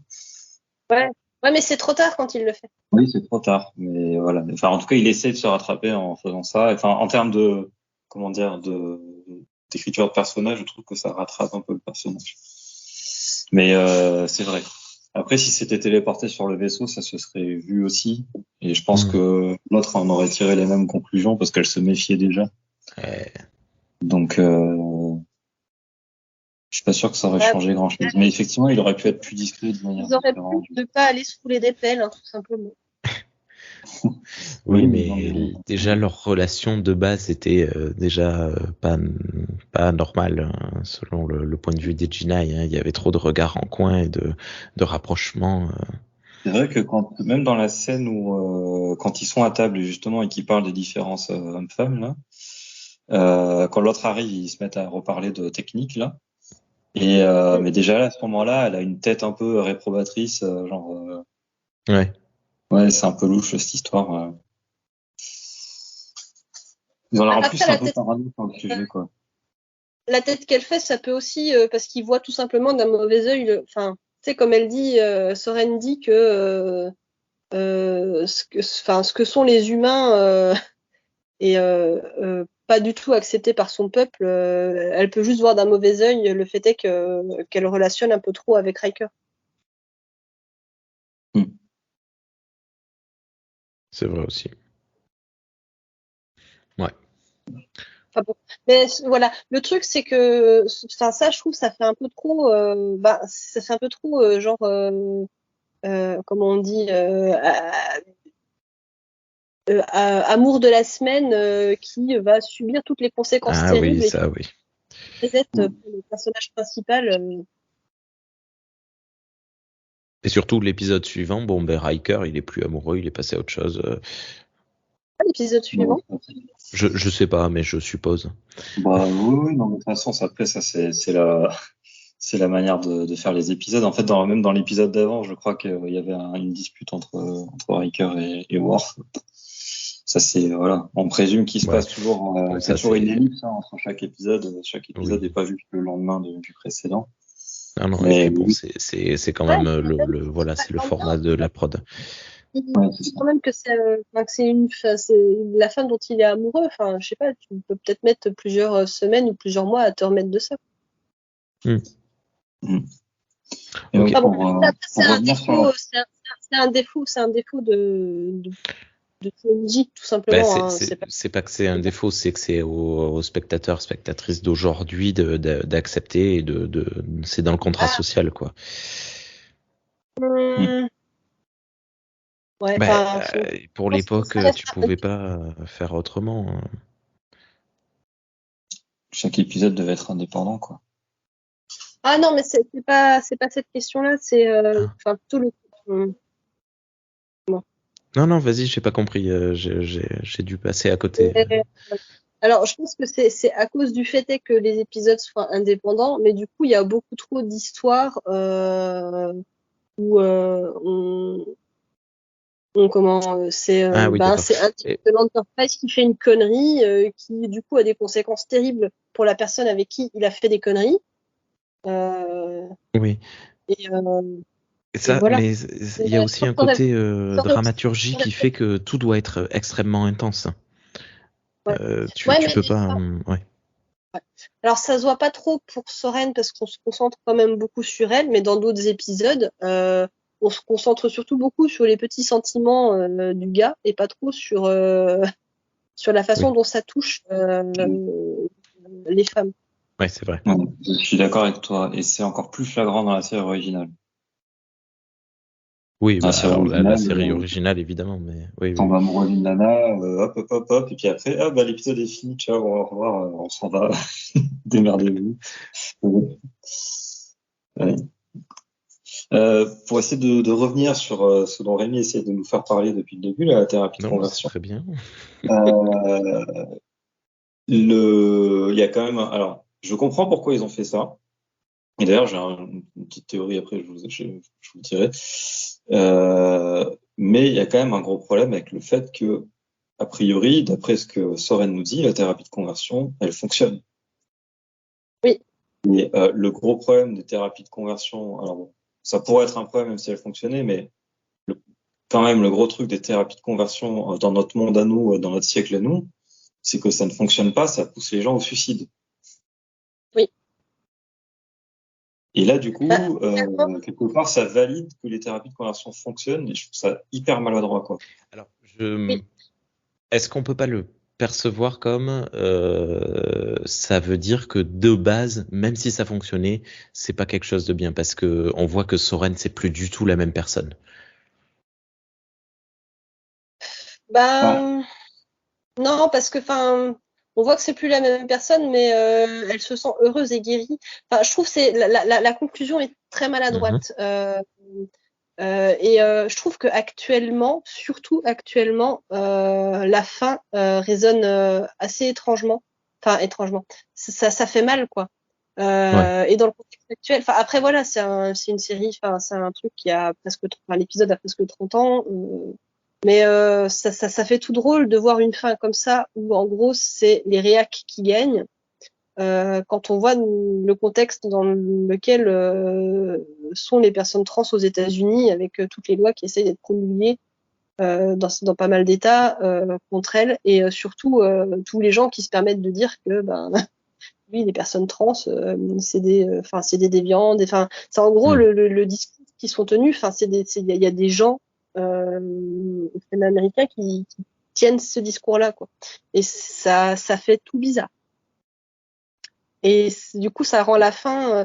Enfin, je sais pas ce qu'ils auraient pu faire d'autre. Hein. Ils auraient peut-être pu réussir à faire je sais pas, à la sauver sans forcément qu'elle arrive sur le vaisseau, parce que ça aurait été problématique du coup d'avoir un nouveau personnage. Mais tu peux pas faire un bouton reset pour ça. Mais je sais pas, ils auraient pu trouver une résistance Jinaï dans laquelle ils auraient pu la mettre. Enfin, toi, trouver quelque chose. Quoi. Ok. Après que la fin soit une fin triste, enfin que ce soit un échec en fait. Hein, ouais, très amer. Justement, ça rejoint. C'est un peu pour ça que je comprends pourquoi là ils ont fait fonctionner la thérapie de conversion, sachant que bref. C'est surtout que dans Star Trek en général, ils essaient de montrer deux points de vue face à une situation. Ce qu'ils ont fait dans The Masterpiece Society, ce qu'ils ont fait dans Ethics, dans la même saison. Et justement, Michael Pillar, il a noté que, en fait, il disait, pour le sujet dont on parle, l'épisode dont on parle, alors j'avais pas fait la traduction avant, je vais le faire un peu à la volée. Il dit, je ne pense pas que ça aurait été supportable de montrer un autre côté, un autre point de vue sur ça. Il dit que la bigoterie, je le traduis, je le dis comme ça, c'est de la bigoterie que Les discriminations, c'est des discriminations. Les préjudices, c'est des préjudices. Et prendre un second point de vue dans cet épisode, ça aurait été valider le second point de vue, parce que souvent, quel que soit le truc, quelle que soit l'horreur à laquelle on va faire face, si tu prends un autre point de vue, tu peux la comprendre. Là, en l'occurrence, ça aurait été complètement anti-trekien de dire, de valider cette autre possibilité, quoi. Et pour finir, ce que disait Michael Pilar, il dit, et on peut dire avec toute la ferveur on peut le dire avec toute la ferveur et la foi qu'on veut, ça sera toujours de la discrimination et du préjudice. Et il dit, je ne sais pas comment rendre une personne intolérante attirante. Waouh. Voilà. Ouais. Il dit ça d'une manière politique, hein, comme je le traduis un peu à l'arrache, tu vois, parce que c'est pas forcément des termes en plus que j'ai l'habitude de traduire, mais en gros, ce qu'il dit, c'est que voilà, c'est juste pas possible parce qu'on peut pas faire ça, quoi. Nous, pour notre éthique personnelle, on peut pas, voilà. Mais vas-y, Pauline. Il a bien réussi à le faire quand à la fin du jugement, il y a là les juges qui dit à Riker, bon, après tout ce que Soren a dit, vous devez penser que nous sommes d'horribles personnes, mais nous voulons guérir les personnes déviantes. Enfin, là, pour le coup, t'as pas une once de sympathie ou de tentative de compréhension pour ce personnage-là après ce discours-là, quoi. Surtout après le discours super poignant de Soren qui dit que ben non, mais on n'est pas différent de vous. Enfin, voilà. Mais justement, il le montre comme quelque chose d'horrible, sa réaction à la personne qui est la juge, le juge. Oui, mais c'est ce que je viens de dire. Voilà, donc ça appuie, ouais, c'est ça. Ouais, c'est un bon exemple. Voilà. Et donc du coup, je pense que ils ont fait fonctionner la thérapie de fond conversion dans l'épisode parce que il fallait quand même qu'ils aient un truc qui soit pas entièrement, comment dire, comme ils pouvaient pas montrer deux points de vue, ils ont montré un échec. Et ils pouvaient pas juste montrer comment on dit, un prêche en fait. Je pense qu'ils voulaient éviter de faire un prêche. Et que la seule manière qu'ils ont trouvé d'éviter de faire un prêche, c'est de faire que l'épisode finisse mal. Ouais, ok. Parce qu'ils pouvaient pas éviter de faire un prêche en donnant un autre point de vue. Parce que comme ils disent, et comme nous on dit, on est d'accord là-dessus, hein, de toute façon, c'est, voilà. Donc ils ont fait un échec dans l'épisode. Voilà. Et alors, le truc que je teasais là tout à l'heure, je reprends mes notes. Voilà. Et la question que je pose, c'est donc à la fin, Soren, elle dit à Riker, non mais maintenant, je suis plus comme avant, je suis guérie, je suis heureuse, je suis bien comme ça. Attends. La question que je pose, c'est ici elle mentait. Ah oui. Parce qu'elle sait que Riker il va perdre son poste, que ça va créer un incident diplomatique. Elle sait que voilà. Elle abandonne son combat. Etc. Donc peut-être qu'elle ment à Riker pour qu'il s'en aille, pour pas qu'il en aille. Ouais, ça ajoute une dimension encore plus dramatique. C'est encore mieux même. L'épisode répond pas à la question et jusqu'à maintenant, en fait, c'est là, je l'ai vu 3 fois en une semaine et demie l'épisode. Tu l'as bien préparé cette émission. Et en fait, c'est que la 3e fois que j'ai vu l'épisode que je me suis dit, mais c'est vrai, il y a rien qui indique qu'elle dit la vérité en fait.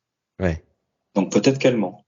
Mais l'épisode donne pas de réponse en fait. Mais c'est vrai que jusqu'à présent, moi, j'étais toujours parti du principe qu'elle disait la vérité. Mais il y a rien qui nous dit qu'elle dit la vérité. Ok. C'est vrai, quelque part, oui. C'est vrai. Et puis ça a été probablement réfléchi quand même par les équipes créatives. Alors ça, je sais pas. Ouais. J'ai pas trouvé de citation qui en parlait à ce niveau-là. Après, j'ai pas spécialement cherché. Ok. Quoi d'autre sur ce magnifique épisode? Alors, sur ce sujet-là, moi, j'ai plus rien à dire, mais j'ai des trucs à dire sur l'épisode de manière plus générale. Si vous avez des trucs à dire sur le sujet de la thérapie de conversion ou de la transidentité, allez-y d'abord. Non, moi, vas-y, Pauline. Non, mais là-dessus, j'ai pas rien à rajouter. Les thérapies de conversion, ça je le dis, je l'ai redit, on en avait déjà parlé dans un épisode précédent, n'ont été interdites en France que depuis le mois de février 2022, je crois, et mis en application au mois de janvier 2023. Donc ça fait 3 Ouais, mais mois est-ce au que moment où on c'est enregistre. pas ça concerne pas les personnes trans? C'est les Bah, thérapies de conversion pour, tu sais, quand, comment? Pour les personnes homosexuelles. Enfin, après, je trouve peut-être avec autre chose, mais il me semble que il y a peut-être des lignes qui ont été retirées sur les thérapies de conversion pour les personnes trans en France. Genre, c'est pas, ça les cible pas spécifiquement. Ok. En tout cas, avant cette loi, aucun type de thérapie de conversion n'était interdite. Donc voilà, c'était assez scandaleux. Je me rappelle que j'avais signé les pétitions qui avait eu pour ça, parce que ça m'avait rendu dingue d'apprendre que c'était pas interdit. Donc enfin, ça c'est quand même ouais. C'est assez surprenant au XXIe siècle. Ouais. Oui. Ce qui est pas mal, c'est que j'ai l'impression qu'il y a pas eu de gros débat national, machin. Non. Comme Même, on aurait pu s'y attendre si ça arrivait aux États-Unis, quoi. Oui, j'allais dire, même les camps conservateurs ont pas fait trop de bruit là-dessus. Il n'y a pas eu de bruit tout court, d'ailleurs. Ouais. Donc c'est bien, ça change. C'était un peu dans le calme, ouais, c'est vrai. Et il y avait d'autres sujets pour faire la une des journaux. Okay. Donc j'ai un tout petit truc à dire, mais c'est un détail, mais c'est marrant. C'est Jordi avec la barbe. Oui, c'est la première fois qu'il apparaît avec la barbe. J'ai vu ça sur Internet. Ça lui va bien. Alors, LeVar Burton lui préférait la barbe, c'est ce qui lui plaisait. Et en fait, c'était un épisode test. En fait, ça faisait un moment qu'il voulait et qu'il insistait pour pouvoir porter sa barbe dans les épisodes. Et bon, ça n'a pas été approuvé. Ah, et il y a 2 autres épisodes où il a été autorisé à se laisser pousser la barbe. Et c'est parce que avec ces épisodes-là, la date correspondait à son mariage. Et son mariage qui a fait, et lui, il voulait se marier avec sa barbe. Enfin, en portant sa barbe. Et donc il l'avait autorisé à se laisser pousser la barbe. Et donc, il a la barbe dans ces 2 épisodes-là, She's Full of Data et Quality of Life. D'accord. C'est excellent. Mais ça plaisait pas trop au producteur qui ait une barbe. Voilà. Et il y a un autre truc, quand même, que j'ai failli oublier, heureusement que je l'ai noté. Le dialogue entre Riker et Diana. Ça dit beaucoup de choses sur leur relation, en fait. Je trouve que ça établit bien leur relation de ex qui sont amis, quoi. Enfin, je les trouve mignons tous les deux et ça. Enfin, je sais. Enfin, je pense qu'il y a eu d'autres épisodes où c'était un peu traité ce genre de sujet. Et je trouve que ça évolue bien par rapport à l'épisode de la première saison où quand Diana va se marier, au début Riker il est un peu en mode je sais pas trop comment gérer ça. Enfin voilà quoi, il a grandi. Ce qui m'a surtout marqué, c'est qu'ils s'embrassent sur la bouche. Ouais, mais ça, c'est les Américains. Et je sais pas, je vois pas souvent des Américains s'embrasser sur la bouche hors relation romantique, la télé ou un truc. C'est ouf. Ils passent leur temps à s'embrasser sur la bouche. Déjà en famille, les enfants et les parents s'embrassent sur la bouche. Je trouve ça extrêmement malsain. Et dans toutes les... Si. Les amis s'embrassent sur la bouche dans certains films. J'ai remarqué ça. C'était extrêmement... Enfin, moi, je trouve ça super étrange. Non, mais c'est pas... Voilà. Parce que tu vois, du coup, ils sont quand même... Enfin, moi, je le prenais comme ils sont plus qu'amis, tu vois. ils continuent à faire des bisous sur la bouche, tout ça. Ils ont une espèce de relation un peu qui est ni vraiment de l'amitié, ni vraiment du couple. Oui, mais ça après de toute façon, comme les deux sont comment sont des personnes, je trouve, tu sais, assez libres dans leur relation, dans leur relation. Ils peuvent avoir ils peuvent être, comment dire, assez à l'aise dans leur relation entre eux et avec les autres pour pour être à l'aise, enfin avoir ce genre de geste et être assez ouvert et se dire, ben c'est voilà quoi, ce qu'on a, on le gardera toujours, ça bougera, mais enfin ce sera toujours là. Mm. Ok. Ouais. Quoi d'autre sur l'épisode? Il n'y a pas eu de moments particulièrement rigolos, rien d'autre de particulièrement Ah, notable. Oui. je vais faire juste une petite remarque. Dans une des discussions de Riker sur la différence entre une société à genre et une société avec deux genres, quand à un moment Riker il dit oui oh là là ça a l'air étrange pour moi, ça va être un peu dommage, où il fait une remarque à la con sur genre en mode comment vous faites pour danser, à laquelle Soren dit bah j'ai le plus grand et surtout après oui, mais du coup, il n'y a pas de. En anglais, il dit Battle of the Sex. Du Eh coup, oui. il n'y a pas de dispute. Et du coup, j'ai dit, mais enfin, qu'est-ce que c'est? Enfin, Oui, enfin, c'était. Oui. ils ont toujours un peu. Enfin, ça, après, c'est le contexte de l'épisode et le contexte du 24e siècle qui se. Comment, les deux contextes qui se rentrent un peu dedans en mode, ben.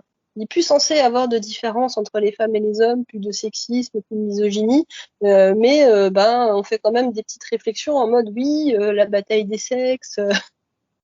Bah oui, quand même, hein, c'est bizarre. Puis surtout c'est pas, enfin, je sais pas, après Soren répond en mode bah c'est pas parce que on n'a pas de genre qu'on se dispute pas quoi. Il y a des fois on n'est pas d'accord. Enfin, elle dit ça en mode ça genre de quoi, mec. C'est trop Genre bizarre. C'est genre, on se dispute discuter que uniquement parce entre qu'on est femmes tête et même hommes sexe, parce que quoi. vous relationnez entre femmes et hommes, ça vous êtes un peu con quand même. Oui, C'est oui. vrai, c'est vrai. Cette ligne de dialogue, elle est perchée. Enfin, je sais pas. Ouais, c'est. Ah, voilà. Mais voilà, ça de toute façon, je pense, ils ont traité, enfin, ils ont traité d'un sujet qui était difficile à aborder pour l'époque et ils savaient pas trop comment bien en parler et ça se voit. C'est déjà bien de l'avoir fait. Ouais. Oui. Ah Ouais, bah et- carrément. Non mais si on se replace dans le contexte des années 90, finalement, même si c'est accidentel, t'as quand même en début des années 90 un épisode qui parle de transidentité, c'est super fort quoi. Ouais. Mais c'est vrai qu'après voilà, il y a des trucs qui ont vieilli si on les regarde d'un point de vue de maintenant, en tout cas d'un point de vue progressiste de maintenant. Et notamment il y a un truc, moi j'ai discuté avec quelqu'un qui avait vu l'épisode et qui il y a un truc qui avait posé problème du coup, c'est que bah son interprétation de l'épisode, interprétation d'aujourd'hui, c'est qu'en fait, il avait fallu qu'il rende la personne non binaire femme pour pouvoir lui donner une relation de couple avec un homme. Oui, oui, oui. Et que du coup, ça passe à côté d'une relation queer entre oui. un homme et une personne non binaire. De toute façon, tout l'épisode reste très hétérocentré. Hein. Ouais, c'est ce Et, qu'on disait tout à l'heure. ce que j'avais répondu à cette personne, c'était que en fait, Riker, il était attiré par Soren avant de savoir que c'était une femme. Et on voit notamment, il fait un peu ses regards séducteurs quasiment dans les 10 premières minutes de l'épisode, et au bout de 10 minutes, il en fait déjà un, quoi. Il en refait plusieurs fois. D'ailleurs, dans la scène de dialogue à la Hot Forward, tu sais, il dit quand elle lui demande ce qu'il aime chez une femme, il termine par et qu'elle rigole à mes blagues et il lui fait un petit regard en coin là, qui moi Oui. évidemment elle rigole. Et tu vois qu'il est un peu dans la séduction à ce moment-là. Il est déjà, même s'il lui en fait déjà des regards un peu séduisants avant. Donc j'avais répondu finalement, on voit quand même qu'il est attiré par elle avant de savoir que c'est une femme. Ouais. Mais en revoyant l'épisode, je me suis aperçu qu'il y avait une ligne de dialogue que j'avais oubliée et que quand quand Soren fait son coming out, j'essaie de le retrouver parce que je l'ai pas noté, mais en gros, il dit, je m'en doutais, quoi. Ou je le savais, ou un truc comme ça. Parce qu'elle posait déjà du coup, des questions. ça enlève tout mon argument, en fait. C'est-à-dire que on peut interpréter cette ligne de dialogue comme étant, dès le départ, il avait compris que c'était une femme, et donc c'est pour ça qu'il l'a draguée, quoi. Enfin, pour ça. C'est pour ça qu'il a été attiré par elle, quoi. Donc, Leur relation prend une nette évolution après le coming out. On pourrait considérer qu'il ne fait pas de pas en avant jusqu'à ce moment-là. Donc quelque part, même s'il s'en doutait, même s'il avait se posé des questions, il ne bouge pas tant qu'il ne sait. Ouais. Après, il y a Du aussi coup, ça confirme en fait, c'est pire. Quand elle fait son coming out, elle fait pas que ça. Elle lui dit aussi qu'elle elle est attirée par lui. Hein. C'est d'ailleurs la première chose qu'elle dit. Oui. Donc, sa réserve peut aussi s'expliquer par le fait que il flirte, mais pas trop, parce qu'il sait pas trop sur quel pied danser avec elle, vu son origine. Parce que c'est lui qui est plus grand, donc s'il doit danser avec elle, c'est lui qui doit mener. Voilà. Non, mais justement, on va dire, il flirtouille, mais il reste quand même. De toute façon, déjà de base, Riker, il est toujours assez respectueux du consentement des personnes avec qui il flirte. Donc voilà, là, on va dire qu'il tâte le terrain jusqu'à ce qu'il soit sûr que la réponse en face soit positive à son flirt. Ouais. Oui, là-dessus, ça marche assez bien, je trouve. J'ai retrouvé la ligne de dialogue dont je parle. Donc, Soren, elle explique un peu tout ça. Elle termine par occasionally among my people, there are a few who are born different, who are throwbacks from the era when we all had gender.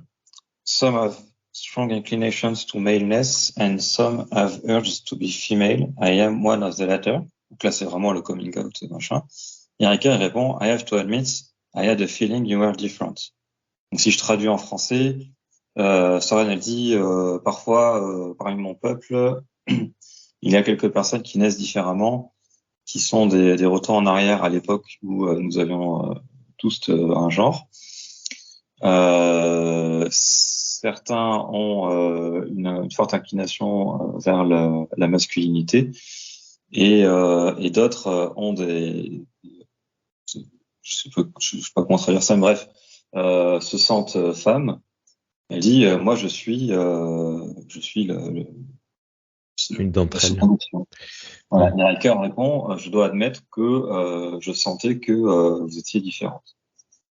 Après, il y a aussi le fait que Soren a quand même une attitude très différente par rapport aux autres personnes de son peuple. Donc il peut aussi d'y dire qu'elle était différente parce que elle est quand même plus, plus ouverte. Donc après la ligne, on peut toujours continuer à avoir l'interprétation du. Il sentait qu'elle était différente, mais ça veut pas dire qu'il savait que c'était une femme et que donc il était attiré par elle avant de savoir que c'était une femme et que donc il est bi au passage. Soit on peut l'interpréter du fait que en fait ça veut dire que il avait parfaitement compris que c'était une femme et que voilà. Et c'est dommage qu'il y soit en fait, j'aurais préféré qu'il n'y ait pas cette ambiguïté là. Ouais. Mais de toute façon, sur le personnage de Riker, moi je trouve que ils ont manqué de le faire bi ou pan, parce que il flirte tellement avec toute espèce, pas toute espèce qui croise, mais presque, quoi que en fait, c'est s'il en est à pas forcément faire attention à l'espèce de la personne avec qui il flirte. Du coup, le genre, ça devrait aussi être un peu accessoire pour lui. Oui, mais on voit d'ailleurs souvent sur Internet, sur les réseaux sociaux, cette théorie comme quoi dans Star Trek, tout le monde est plus ou moins pan. Hein. Tout le monde, je sais pas, mais Riker, clairement, il y a beaucoup de gens qui le voient comme ça, quoi. Bah, en tout cas, selon comment on interprète cet épisode, ça peut en être une preuve, quoi. J'ai pas entendu la fin de ta phrase, c'est comment? Oui, ça peut en être une preuve. Ok. Bien. Bah écoutez, je pense qu'on a fait un bon tour de cet épisode, The Outcast. Vous avez un dernier mot peut-être sur cet épisode? Il est cool, à quel point? Mon dernier mot sur l'épisode, ce serait de réécouter le speech de Soren qu'elle fait devant le tribunal, parce que ça frappe toujours autant, et tu peux l'appliquer à tellement de choses aujourd'hui, à tellement de situations. Enfin, ça tape juste encore maintenant, quoi. Et c'est ça, D'ailleurs, ça m'impressionne. on va dire que je fais de l'auto-promo, mais je l'ai mis en entier hein, sur mon TikTok. On a cet épisode qui est mal tronqué visuellement, mais dont on a bien le son et le sous-titrage. Ok. Ouais, Qui est, pardon, excuse-moi, Thierry. T'abondes dans ce sens-là, hein, c'est le point d'orgue de l'épisode, c'est ce discours, et ce discours, il a pas vieilli d'un poil, il est toujours aussi pertinent. Je me demande si c'est pas un peu le discours détourné du fameux poème dont j'aurais dû chercher avant l'enregistrement sur les Juifs. Le Juif n'a-t-il pas un cœur pour aimer, des yeux pour regarder, une main pour toucher, je sais plus. Et je me demande si c'est pas un peu inspiré de cet épisode, de cette œuvre-là. Qui était justement un message visant à humaniser au maximum les juifs pour les antisémites. Voilà. Je connais pas ce poème, je peux pas t'aider. Si tu veux, c'est un poème que je viens d'expliquer. Mais si tu as vu le film OSS 117, le deuxième, celui qui se passe au Brésil, il y a à la fin un nazi qui l'utilise à l'inverse. Il dit les nazis n'ont-ils pas des cœurs, machin truc. Et c'était une parodie de. Tu vois cette scène ou pas? Non. Oui, ça me dit un truc. Ouais. Voilà, c'est une parodie de ce poème. Mais bon, j'aurais dû mieux préparer et le chercher à la base. Mais bon, c'est pas trop grave non plus. Ok, écoutez, je vous remercie tous les deux énormément pour cet épisode. J'ai eu la bonne intuition de vous faire parler dessus. Je suis très content, je flatte encore mon ego. Merci beaucoup Thierry. Toi et moi, on se retrouve très bientôt pour un autre épisode de Star Trek pour les nuls. Et voilà. Et Pauline, évidemment, tu reviens quand tu veux. Et d'ailleurs, ce fameux épisode, on en parlera hors enregistrement si ça t'intéresse. À bientôt, Pauline. À bientôt. Et à bientôt, Thierry. À bientôt. Oh, là. I left my home down in Africa, all my family and friends. Now I've got a life of service on which so many worlds depend. Though I swore an oath to follow Starfleet's every whim, the stars ahead are calling me, and I must answer them. Open hailing frequencies, I know that order well. Where my siren song will lead, time alone will tell. So very many voices resound both clear and strong. I hear the music of the spheres in the Enterprise's song. The chief communicator's voice is the starship's guiding light. I keep the bridge informed by day, and I sing my songs at night. My home is now the Enterprise, my family is her crew. I always try my very best to do what I must do. Open hailing frequencies, Yet where my siren song will lead, time alone will tell. So very many voices resound both clear and strong. I hear the music of the spheres in the Enterprise's song.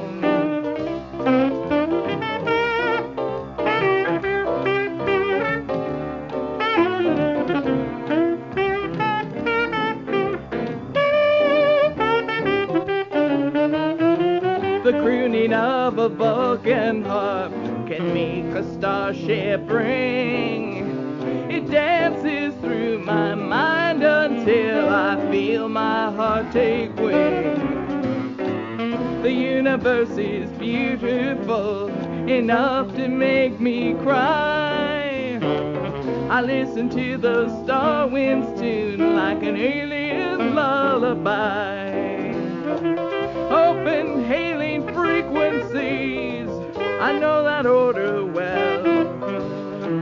Where my siren song will lead, time alone will tell. So very many voices resound both clear and strong.